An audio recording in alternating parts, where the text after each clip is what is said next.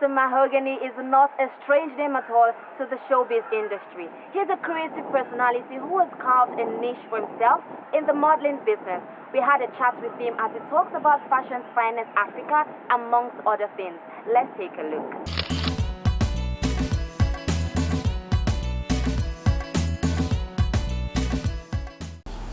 My venture into show business dates back many years. It started when I was in secondary school, way back in the early 70s when I was, we used to do fashion shows then, and I always used to like work with them around the choreography and trying to make our shows different. I was fortunate that we went to a mixed school, so it was male and female, so we were able to do some little bit of a fizzy with our shows. And that started from then and continued. Eventually from there I went into modeling. When I finally finished university, after doing many years of modeling, I then went to the UK and I set up Mahogany in the UK, and then we started off doing bridal events and moved into modeling, and then from modeling moved into show production. When I started back in the early 90s, there was no fashion industry really in Africa. There was definitely none in the UK and Europe.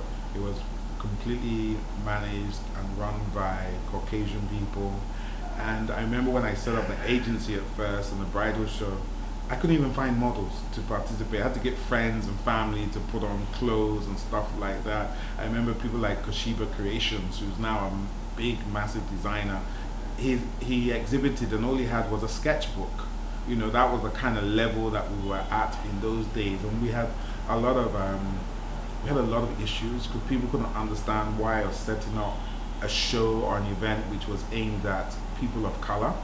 You know, they felt I was being racist at the time, and I used to say to them, hold on, but there's no events for black people. Why would you now say I'm being racist because I'm trying to set up something for black people?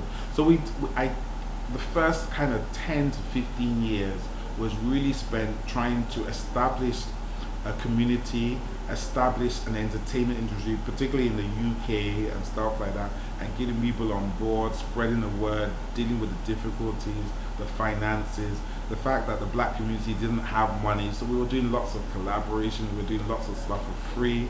A lot of the events, I was literally covering the cost myself for hall hire, paying for stage, lights, and all those sort of stuff, just to build up that community. I think the first thing that a lot of people get wrong is they're not realistic in their expectations. You know, everybody wants to do a GT Bank style fashion event, but not everybody has their money. So you have to start at the level that you can afford to do the event. That's very important. I mean, I have people approach me and say, oh, I want to do this event, I want to do it like this, I want to do it like that. And I say, okay, how much money do you have? And when they give me their money, I say, how's that going to be possible? You know, just on models alone, we might spend millions and millions of naira. That's your entire budget.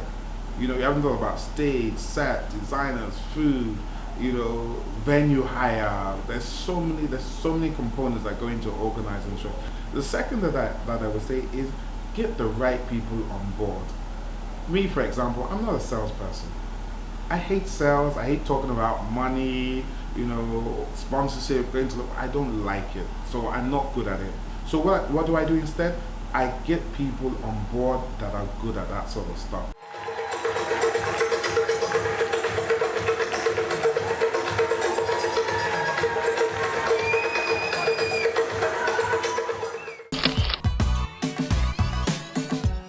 When we look at Fashion Finance Africa, I mean, just to take us back a little bit, we set it up because we felt that there was a glut in the market in terms of the fact that there were good shows and big shows out there for all the big designers, for international designers, but who was taking care of the new, the aspiring, the emerging designers, people that nobody had ever heard about.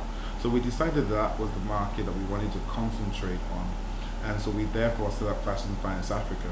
And the thing about the event, even though it's held in Nigeria, it is an African event, and that's very important for people to realize. So we attract designers, we attract creatives, we attract people from across the whole of Africa.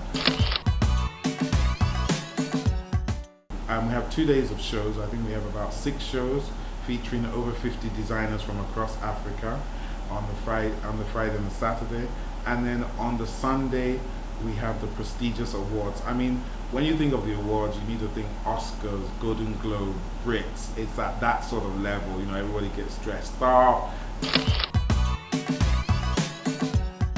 A lot of people complain that, you know, to get on the catwalk, you've got to be 5'9", you know, you've got to be very tall, you've got to be very skinny and stuff like that. So we decided that we're going to do what we call the People's Catwalk, which is open to anybody, any size, any weight, any height, professional models, non-professional models, market women, mechanics, whoever it is that wants to participate can participate, and it's a competition. We want to give back to the community, and so it's not just about people coming and strutting on the catwalk. How can we give back? So we have the conference, so where we talk about key issues, and also we have a second part of it, which is a conference for models, talking to them about the issues, what to do, what not to do, what are the sort of pitfalls that they're facing.